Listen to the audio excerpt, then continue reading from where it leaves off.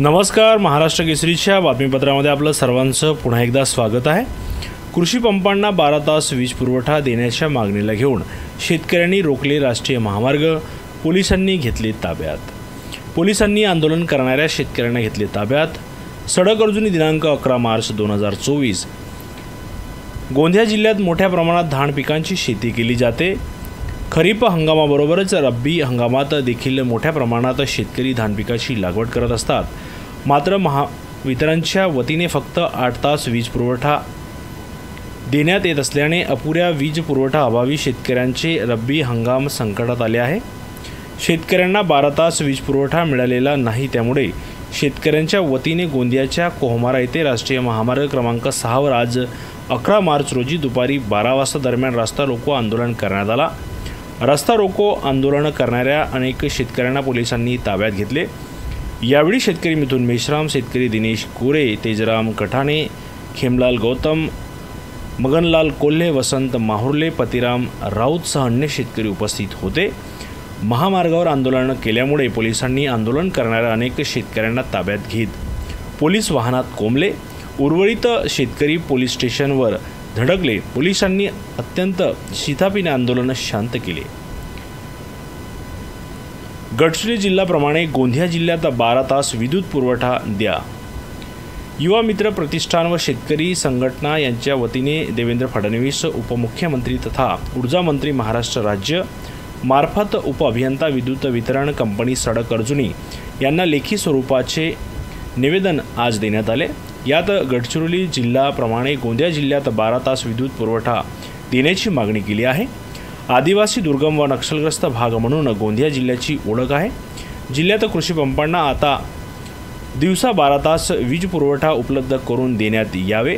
ज्याप्रमाणे गडचिरोली जिल्ह्यात कृषी पंपांना 12 तास विद्युत पुरवठ्याचे आदेश 29 नोव्हेंबर 2023 रोजी दिले आहेत, त्याचप्रमाणे गोंदिया जिल्हा मोठ्या प्रमाणात जंगलव्याप्त असल्याने शेतकऱ्यांना रात्री शेतातील पिकांचे ओलीत करताना प्रचंड अडचणींचा सामना करावा लागतो।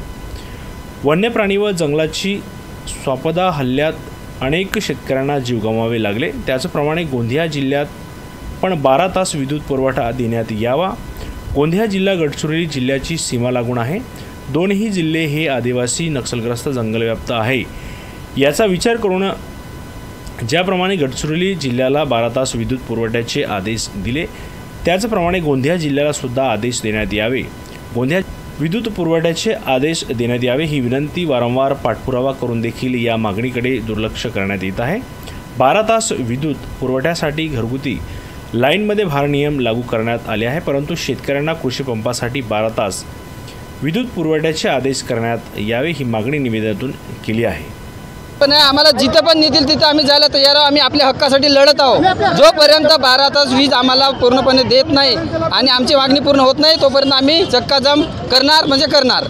2-3 वर्षापासून नाही 24 तास लाईट, पण आम्हाला कमी मिनिमम 12 तास तरी लाईट द्या, या पद्धतीने आम्ही 2021 पासून मोर्चे काढत आहोत, शासनाला विनंती करत आहोत। पण हे जे सत्ताधारी सरकार आहे, जे पण सरकार येते ते तुम्हाला 24 तास म्हणजे इलेक्शन आले की ते 24 तास आम्हाला लाईट देऊ म्हणून आश्वासन देतात आणि नंतर इलेक्शन गेले की झाले आता धडगतीचे 4 तासही लाईट नाही, 8 तास। आज मी शेतकऱ्यांना न्याय मिळावा, शेतकरी हा जगाचा पोशिंदा आहे। शेतकऱ्यांना 12 तास विद्युत मिळावी या मागणीसाठी आपण शासनाला वारंवार पत्रव्यवहार केला आणि आम्हाला 12 तास विद्युत द्यावी या मागणीला घेऊन आम्ही रास्ता रोको करण्याचा प्रयत्न केला, पण पोलीस विभागाने आपल्या पदाचा दुरुपयोग करून शेतकऱ्यांचा आवाज दाबण्याचा काम आम्हाला उचलून गाडीत डांबून आणला। ही खरोखर एक शोकांतिका आहे। नोव्हेंबर महिन्यापासून शेतकऱ्यांना 12 तास विद्युत पुरवठा मिळावा म्हणून मी सातत्याने पाठपुरावा करत आहे, परंतु गेंड्याचे कातडे घाललेले हे सरकार शेतकऱ्याप्रती कुठलीच अनुकूलता दाखवत नसून शेतकऱ्यावर अन्याय करण्याचं काम करत आहे। वारंवार त्यांना पाठपुरावा करूनसुद्धा आणि राज्याचे ऊर्जा मंत्री उपमुख्यमंत्री देवेंद्र फडणवीस यांनी हिवाळी अधिवेशनामध्ये घोषणा केली की आम्ही शेतकऱ्यांना 12 तास विद्युत पुरवठा देऊ। सन्माननीय जयंतजी पाटील यांनी तो मुद्दा अधिवेशनामध्ये उपस्थित केला आहे। त्यानंतर माननीय महाराष्ट्राचे प्रदेशाध्यक्ष नानाभाऊ पटोले यांनी ह्या अर्थसंकल्पीय अधिवेशनामध्ये हा मुद्दा उपस्थित केला की शेतकऱ्यांना 12 तास विद्युत पुरवठा मिळावा। परंतु हे गेंद्याचे काजळे घाललेली सरकार शेतकऱ्याप्रती अनुकूलता नाही, त्यांना ते फक्त उद्योगपत्यांना 24 तास विद्युत द्यायचे आहे आणि शेतकऱ्यावर अन्याय करत आहे आणि जगाचा पोशिंदा समजणाऱ्या या शेतकऱ्यावर अन्याय करून त्यांचे हाल करण्याचे काम या इथले सरकार करत आहे। आज